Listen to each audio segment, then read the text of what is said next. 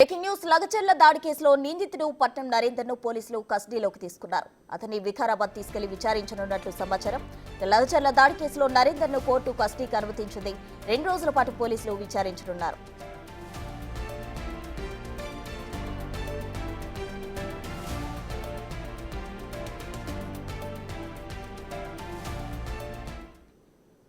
లగచర్ల కేసుకు సంబంధించి పట్నం నరేందర్ రెడ్డిని పోలీసులు 2 రోజుల పాటు విచారించనున్నారు. దీనికి సంబంధించి పూర్తి వివరాలు మా ప్రతినిధి రాణా ప్రతాప్ అందిస్తారు. రాణా,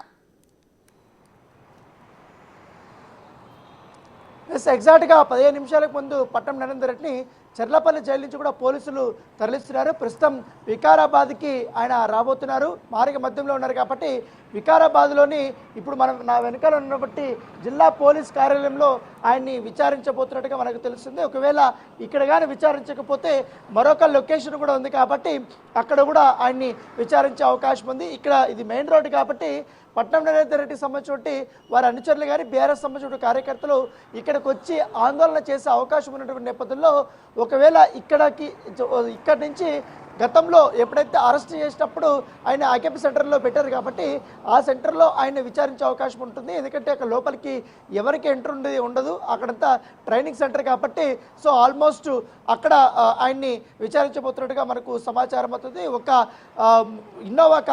వైట్ ఇన్నోవా కారులో పట్నం నరేందర్ రెడ్డిని తీసుకొని వస్తున్నారు. మరి కాసేపట్లో పోలీసు ఉన్నతాధికారులు కూడా ఈ యొక్క విచారణ కార్యక్రమంలో పాల్గొనబోతున్నట్టుగా మనకు తెలుస్తుంది. ముఖ్యంగా లగచర్ల ఘటనకి ప్రధాన నిందితుడు పట్నం నరేందర్ రెడ్డి అనేది కూడా రిమాండ్ రిపోర్ట్లో కూడా రాశారు కాబట్టి ఏ విధంగా అతను ప్లాన్ చేశాడు, ఎట్లా ఇంప్లిమెంటేషన్ చేశాడు, ఇంప్లిమెంటేషన్ కోసం సురేష్ని కానీ ఇతర వ్యక్తుల్ని ఏ విధంగా వాడుకున్నాడు అన్న దానిపై కూడా ఇవాళ నిగ్గు తేల్చే పనిలో ఉన్నారు. ఇప్పటికే చాలామంది కూడా ఆయన పైన స్టేట్మెంట్ ఇచ్చారు కాబట్టి దాన్ని బేస్ చేసుకుని ఇవాళ క్వశ్చన్ చేయబోతున్నారు. పట్నం నరేందర్ రెడ్డి యొక్క పాత్ర అనేది చాలా ముఖ్యంగా ఉంది కాబట్టి ఈ దాడి కేసులో సో ఆయన చెప్పే సమాధానాలు కానీ అవి చాలా ఇంపార్టెంట్. గతంలో కూడా అసలు ఈ కేసు నాకు సంబంధమే లేదు, కావాలని నా మీద పోలీసులు కేసులు పెట్టారు, అక్రమ కేసులు బనాయించారు, ఒక కార్యకర్తకి ఫోన్ చేయడం తప్ప అనేది కూడా ఆయన చెప్పినటువంటి వర్షన్. కాకపోతే పోలీసులు మాత్రం కొన్ని ప్రాథమిక ఆధారాలను కూడా కోర్టుకి సమర్పించారు. సో కోర్టుకి సమర్పించినప్పుడు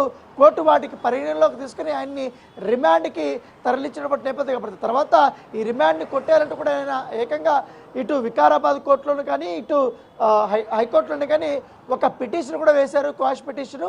దాన్ని కూడా కోర్టు తోసిపుచ్చింది.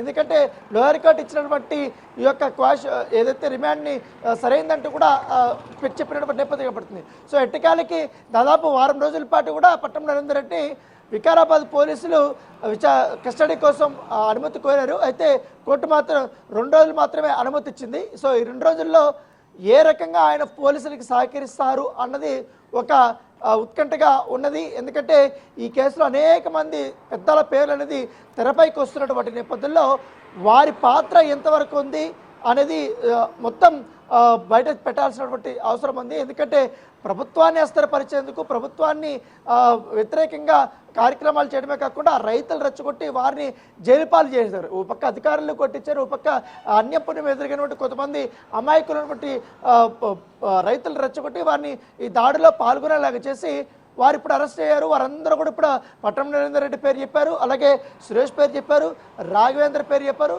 మరికొంతమంది పేర్లు కూడా చెప్పారు. కాబట్టి సో ఈ కేసు అంతా కూడా పూర్తిగా చిక్కుముడి విడాలంటే పట్నం నరేందర్ రెడ్డి యొక్క ఫోన్ని రిట్రీవ్ చేయాల్సినటువంటి అవసరం ఉంటుంది. దీని వెనకాల ఎవరున్నారు ఏంటనేది కూడా పూర్తి స్థాయిలో విచారణ అయితే చేపట్టాల్సినటువంటి పరిస్థితి ఉంది. ఎగ్జాక్ట్గా మరొక 40 నిమిషాల్లో పాటు ఈ వికారాబాద్కి పట్నం నరేందర్ రెడ్డి చేరుకోబోతున్నారు. చేరుకున్న తర్వాత ఆయన కొంచెం తర్వాత బ్రేక్ఫాస్ట్ కానీ లేకపోతే ఇతర కార్యక్రమాలు వచ్చిన తర్వాత మధ్యాహ్నం నుంచి అంటే 1 గంట నుంచి ఈ యొక్క విచారణ అనేది కొనసాగబోతున్నట్టుగా మనకు సమాచారం ఉంది. పైగా ఇప్పటికే పట్నం నరేందర్ రెడ్డికి సంబంధించినటువంటి లాయర్లు జుక్క లక్ష్మణ్ కూడా వీళ్ళందరూ కూడా వికారాబాద్కి వాళ్ళు రాబోతున్నారు. వారి సమక్షంలోనే విచారణ చేపట్టాలనేసి కూడా కోర్టు ఆదేశించని చెప్తున్నటువంటి నేపథ్యంలో సో దాని తగ్గట్టుగానే ఇప్పటికే ఏర్పాట్లు చేశారు. సో పూర్తిగా సెక్యూరిటీని కూడా ఏర్పాటు చేస్తారు. ఎందుకంటే మొన్న గతంలో పరిగి పోలీస్ స్టేషన్లో పెట్టినప్పుడు పెద్ద ఎత్తున కార్యకర్తలు వచ్చారు. దాంతోపాటు కొడంగల్ కోర్టులోకి తీసుకెళ్ళినప్పుడు కూడా అక్కడ బీఆర్ఎస్ సంబంధించిన నాయకులు కోర్టు ముందు ఆందోళన చేయడానికి ప్రయత్నించారు. కాబట్టి సో ఇలాంటి అవాంఛన ఘటనలు లేకుండా ఈసారి పూర్తి స్థాయి భద్రతాపరమైన ఏర్పాట్లు చేశారు. ఆయన వచ్చిన తర్వాత వెంటనే ఆయన విచారణ చేపట్టిన తర్వాత ఎంతవరకు ఆయన సమాధానం చెప్పారు ఏంటి అనే దానిపై కూడా పూర్తి స్థాయిలో మొత్తం మనకి డీటెయిల్స్ అన్నీ వస్తాయి.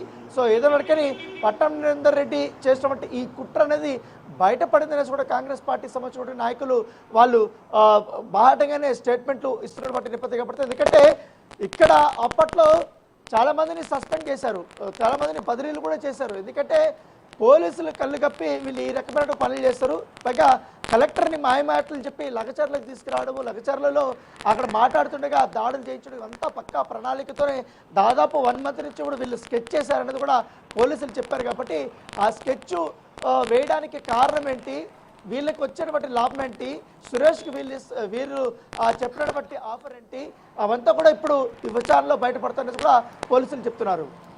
రైట్ అన్న, థ్యాంక్ యూ.